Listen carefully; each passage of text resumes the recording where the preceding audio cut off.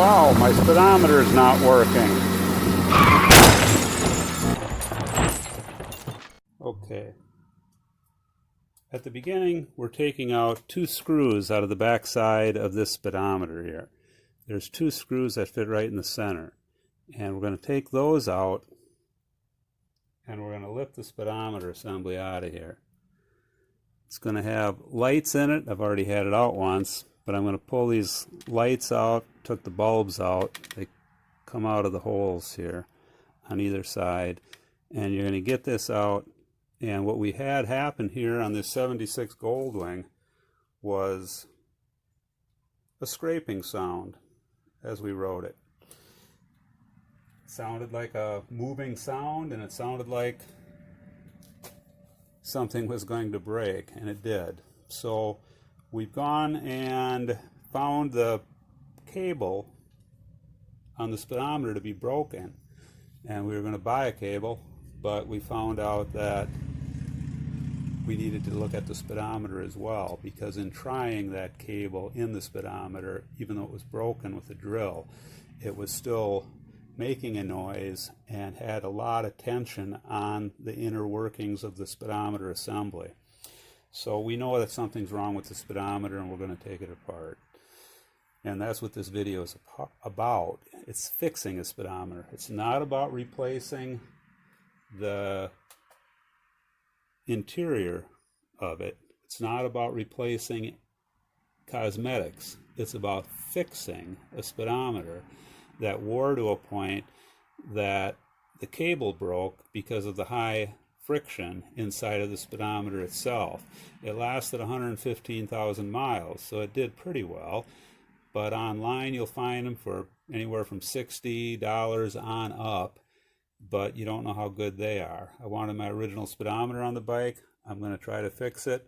I'm going to show you how. Some of this information is covered in some of the other videos as far as about prying apart the speedometer and putting it back together. I'll only touch on that lightly. I'll try to show you the 2 key points where the friction was taking place inside of the speedometer assembly when we take it apart. So if you want to stay tuned, if you're having trouble with your speedometer, it's kind of hard doing a video like this because you take it apart, you start the video midway, and you find out things along the way, and it's kind of hot and bothersome to do. But I'll try to show you the key points, and maybe it'll be worth something to you and not take too long doing it. When we get the speedometer off, we have to pry this ring up to lift the speedometer out.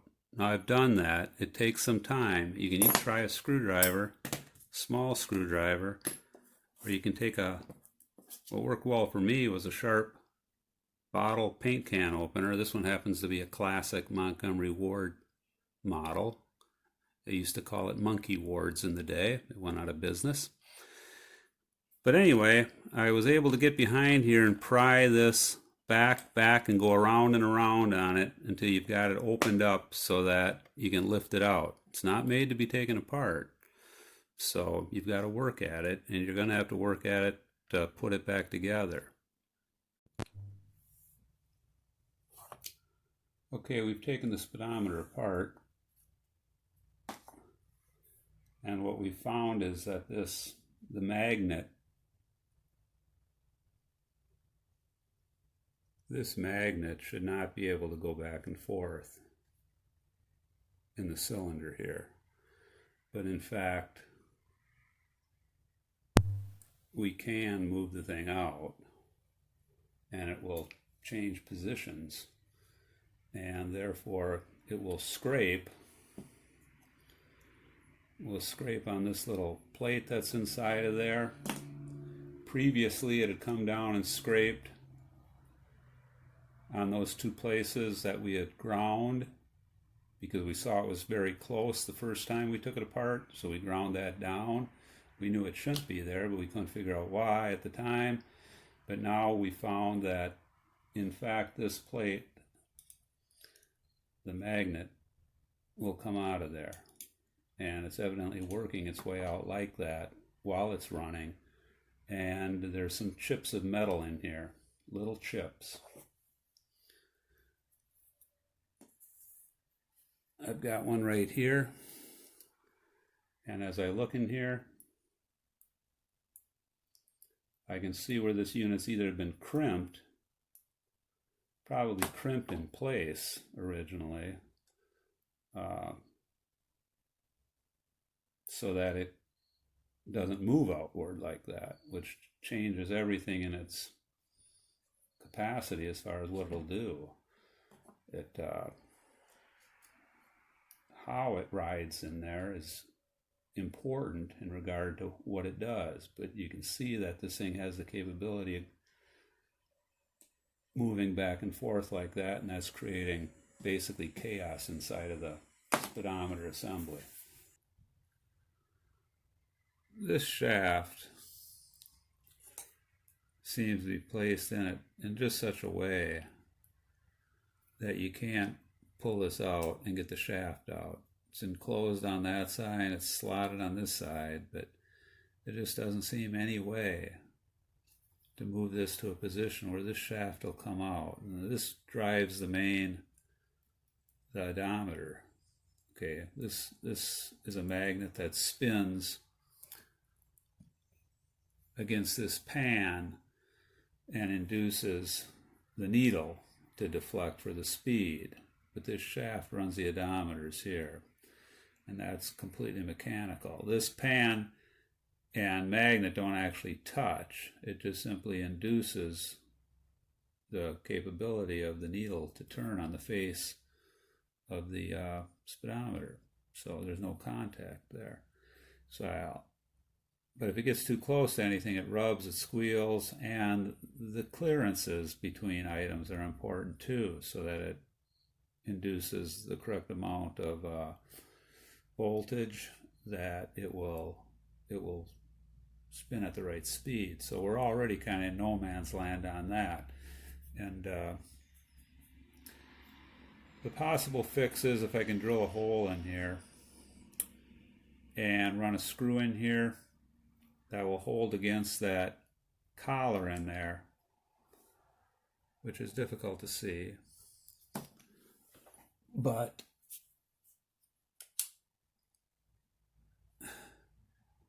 this spins inside of that black oily metal cylinder there. But that black oily metal cylinder is what has to stay in place so that the whole system doesn't move back and forth. So if we're capable of pinning that with a set screw or a regular screw,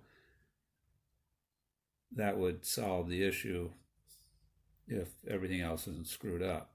But would it be easily done if I could take this out? But I can't. I can't get that out of there. So I'm going to have to drill this with everything in place and drive a screw into there and hope that I can get an indentation into that collar inside there, which is probably partially hardened, and run a screw just down in there and jam it in there to hold it in place. Okay, we were able to put a pointed nose screw in here after drilling a hole. It doesn't bottom, but it does keep the magnet from being allowed to be pried out. So I think it'll stay in place there, and I think that's in tight enough. There's not much vibration or anything inside the speedometer on the bike that would ever vibrate out. It is in there tight. So I think this is going to hold that in place, and I think that's the gist of our problem with this magnet moving back and forth on the shaft, causing us grief. So I think that's fixed. Okay, we've got this back together, the little framework on here.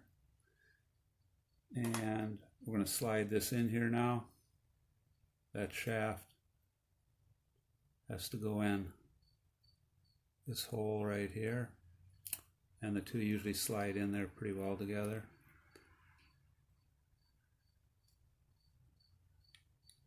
But oftentimes you have to kind of poke it to align it.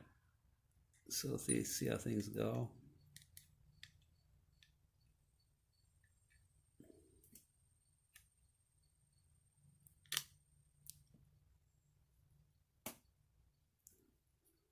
All right, it slipped right in there. We'll get a few screws in here and try this thing.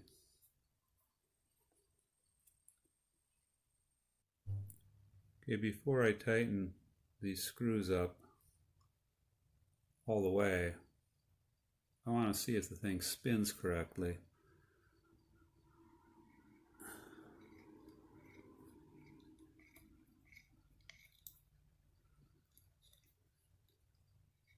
It spins counterclockwise. You can see it moving up.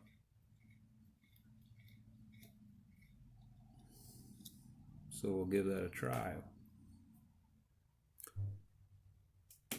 Before I put this together, I took a ride with this and lost some mileage, and I want to reset the speedometer. And with the internals out of it, you're able to turn the speedometer.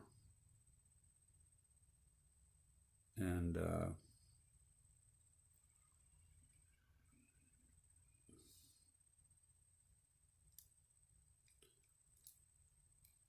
so I had to add 100. I want to go to 881. Don't want to do this all day, but you can roll it here by hand pretty easily. And I want to get the right mileage on my bike. That's one of my goals, is to have the correct mileage on it, so I'll take it up to 881. And then we'll put it all together. Okay, we've got the mileage ending with 881. That's what it should be. The bike actually has 115,881 miles on now. There's been a lot of trial and error on this speedometer. But in the end, it seems like we're on the right track. We did a lot of different things that we tried on it until we found where the movement was taking place.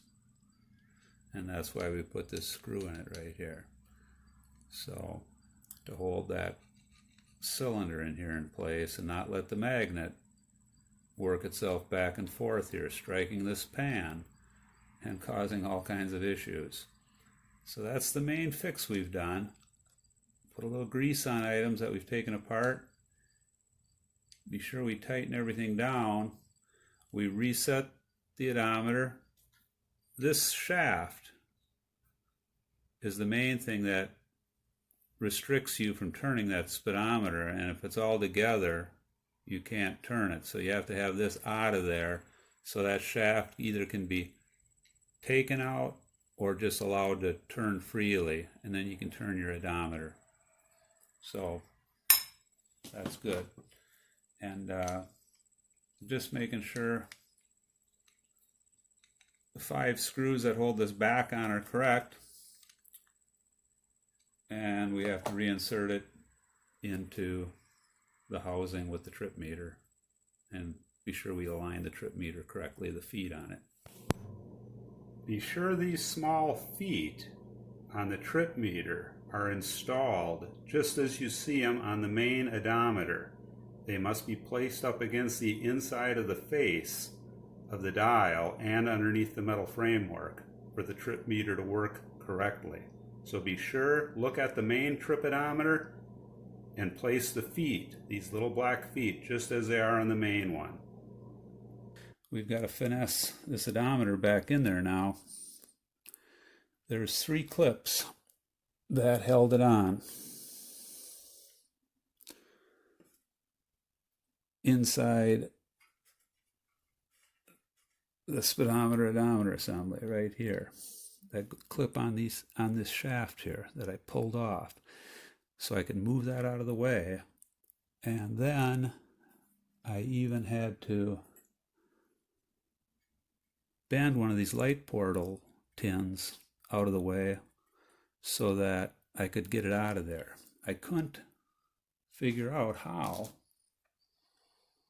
to get this knob off without breaking it.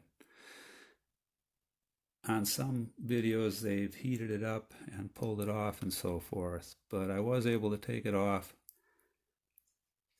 with that assembly still intact. And I'm going to try to put it back now together with that intact. All right, let's see how easy this is now. cleaned up the lens on it, and we're going to show you if this is easy or hard.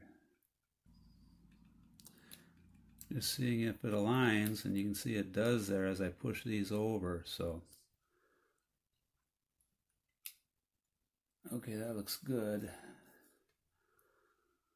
That looks good.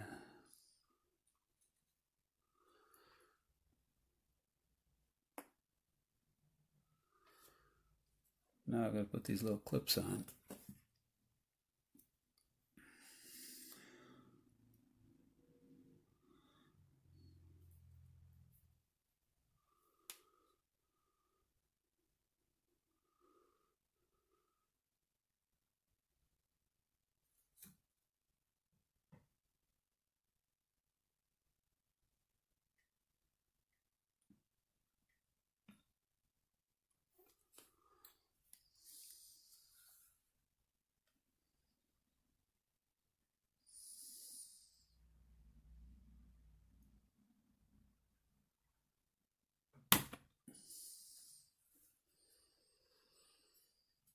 Okay, that's one.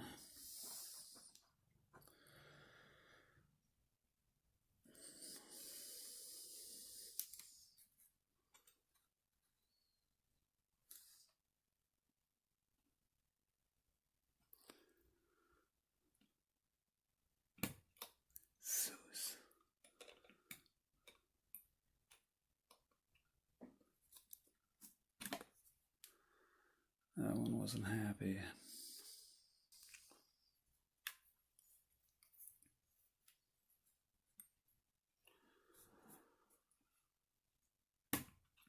Oh, well.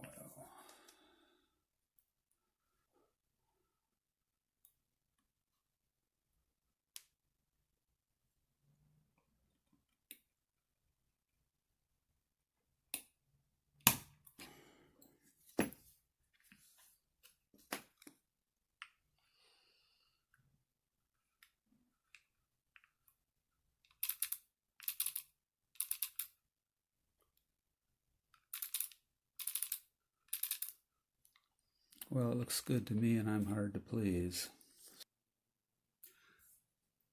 I'd like to say when you have it off of the back off like this completely is the time when you're more able to straighten this ring out for reassembly. So go back around it and straighten it out when you get at it like this for reassembly purposes when you put the top back on it, so you can get a nice crimp on it afterwards.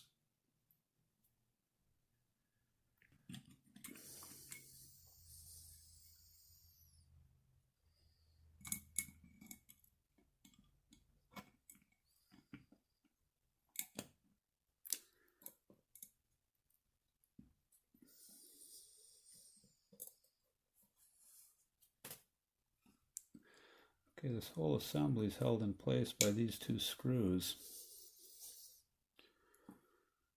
And there's some green paint on it.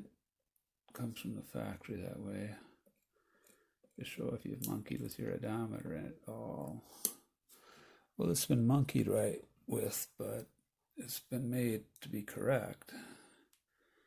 Right down to the mileage that was lost after the cable broke, coming back from Medford. And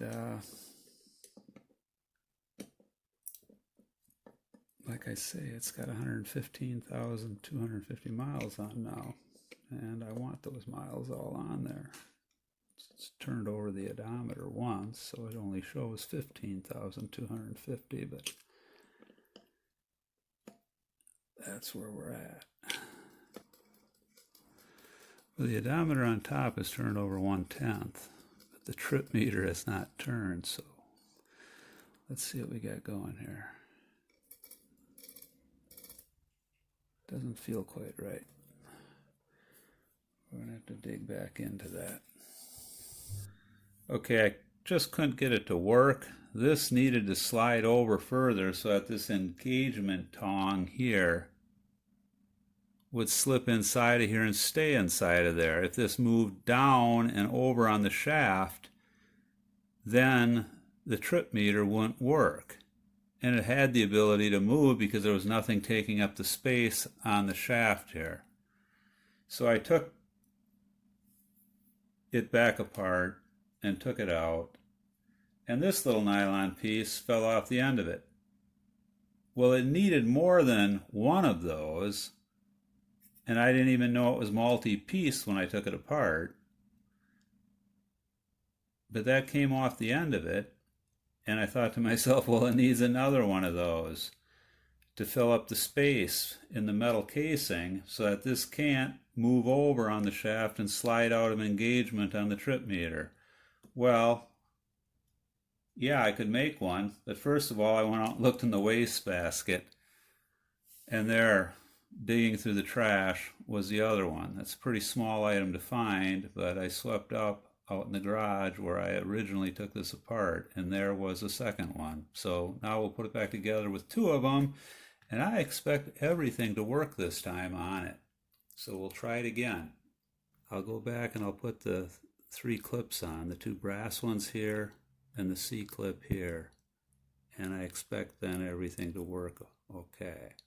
But that was the issue. I had dropped one of these little pieces of nylon here, lost it, found it in the wastebasket. Good thing I sweep up. You spin these things counterclockwise to make them work, and you can see it's working. And the trip meter,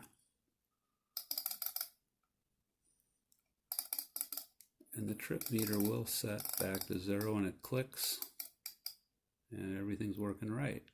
So we'll go figure out a way to crimp that down, and we'll be back in business. Okay, we've got it completely encased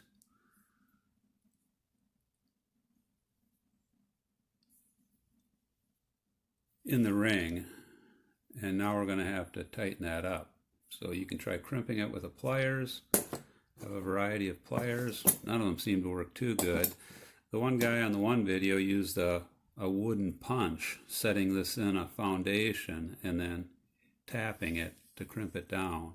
And I'm going to go set something up to try to do that. But I don't want to knock the speedometer silly when I do it, so I'm going to be gentle. But I've got to tap that down, crimp it. Everything seems to be working real well on it. So, all right, the speedometer looks good. Before actually crimping this together, and for testing purposes, I found out that you'll want to tape it together instead of crimp it, and try it on the bike in a taped fashion before actually crimping it together. So this is what it looks like taped together. Okay, I'm using this piece of PVC pipe to hold it in, cut out for the trip meter. The first time I put this together, I used a wooden punch to tamp it around, but this time I'm going to use a flat-nosed punch, and I'm going to work it from side to side to crimp that roll crimp down on it. And I'm going to be working on my right here, and at the same time pressing down on the unit to press down against that rubber gasket that it's sitting in. So you can see potentially the difference between where I've struck it and what yet has to be done. And we're going to work it all the way around, and then we're going to wipe a film of silicone around that to weatherproof it. Okay, you see 4 different things here. One is my old speedometer cable, the outer shell of it, that I've cut in 2. And the reason I've cut the bottom off of it is to fit another speedometer cable from a previously broken speedometer into it that's short. It's short, but it'll work if I thread it in here,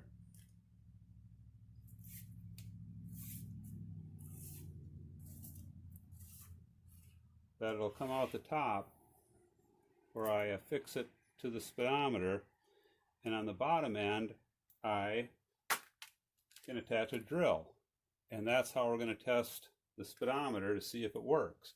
So this is just a throwaway item. The whole thing's a throwaway item, but I've kept it, and even keeping the old speedometer cable from before is a benefit to have around, because you can test the speedometer with components from the old one. So we'll hook it up now to the bike and see if it works. Okay, we've got the speedometer in, we've got the drill all hooked up, and here we go. We're going to turn the drill on and let you listen to it and watch it, see if it works.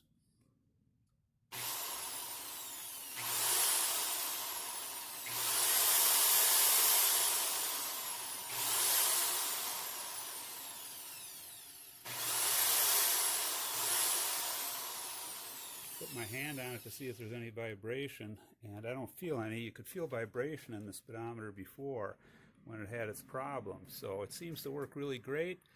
The next thing for us to do is to buy that cable and road test it and see how well it works out. Okay, the new cable arrived, and we're going to put it on. It should be pre-lubed. Appears that everything looks okay on it. We haven't lost the little screw that holds it in. We made some rudimentary drawings of how it was threaded in there, so we remember how to do that. So let's go ahead and put this cable on. Okay, we put the upper part on first, threaded it up in there, and got it on there.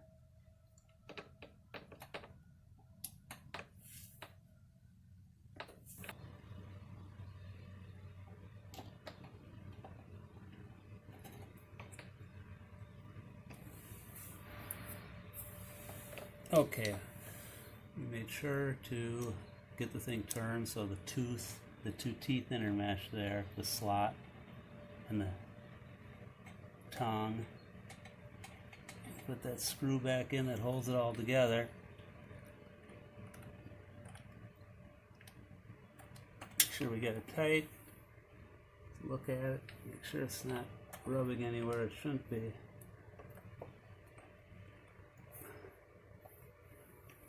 And I think we're good to take it for a test ride. Let's see if it works.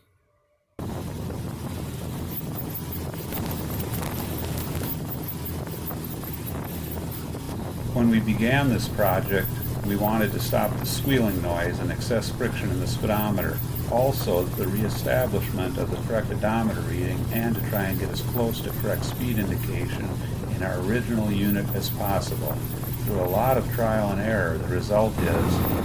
Hey, the speedometer's working great. I hope this video has been a help to some of you out there. Thanks a lot for watching. Yeah, I know it was a long one.